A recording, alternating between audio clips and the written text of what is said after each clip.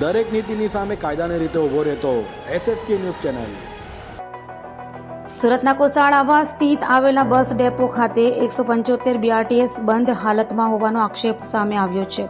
આમ આદમી પાર્ટીના કોર્પોરેટર મહેશ અંધણે આજે કોસાળામાં સ્થિત આવેલા બસ ડેપોની મુલાકાત લીધી હતી।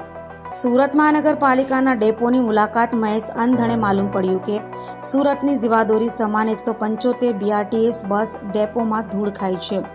એનો કોઈ ધણી ધોરી જ ના હોય અને પાલિકાએ રળઝળતી હાલતમાં છોડીને ભૂલી ગયા હોય તેવો ઘાટ સર્જવા પામ્યો છે। એક બાજુ સુરતના હજારો મુસાફરો આખો દિવસ ધક્કા મૂકી અને લોકોને ખીચોખીચ ભરાઈ જવું પડે છે, તો બીજી તરફ 175 બસો ધૂળ ખાતી અને ભંગાર હાલતમાં પડી છે।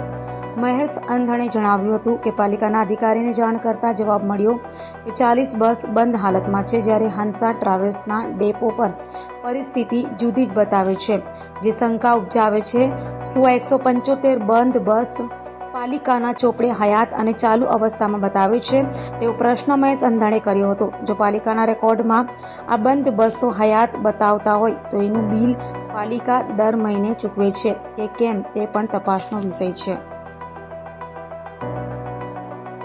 હું મહેશભાઈ અણગણ, કોર્પોરેટર, સુરત મહાનગરપાલિકા, આમ આદમી પાર્ટી। અત્યારે કોસાડ આવાસ ખાતે જે પરિસ્થિતિ છે, જે હંસા ટ્રાવેલ્સ કરીને કોઈ એજન્સી છે, માર્કો પોલોની તમામ બસો છે, આ ડેપો પર 175 કરતાં પણ વધારે બસો એકદમ જર્જરિત ખંડેર હાલતની અંદર કહી શકાય કે બધી જ બસો પડી છે।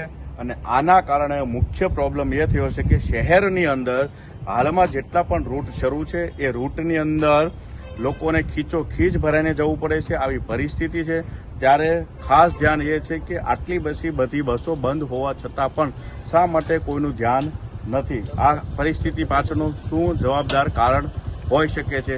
કેમ તંત્રને આ બાબતે કોઈ ધ્યાન દોરાતું નથી? તાત્કાલિક ધોરણે આ તમામ બસોને શરૂ કરવામાં આવે અને જે પણ કોઈ આની અંદર અધિકારી જો કોઈ એનું ધ્યાન બંધ હોય, આ અધિકારી દ્વારા એવું કહેવામાં આવ્યું છે કે 40 બસો હાલમાં બંધ છે, પરંતુ 175 બસ અત્યારે અહીંયા આ કન્ડિશનની અંદર હાલતમાં હોય તો આની પાછળ જવાબદાર કોણ છે અને શા માટે થઈને આ બંધ હોવાને કારણે જે પાલિકાને નુકસાન થાય છે તેમ છતાં પણ કેમ સહન કરી રહી છે? કમિશનરશ્રી તાત્કાલિક ધોરણે આ બાબતે તપાસ કરે એવી આશા સાથે જય હિન્દ। દરેક નીતિની સામે કાયદાની રીતે ઊભો રહેતો SSK ન્યૂઝ ચેનલ।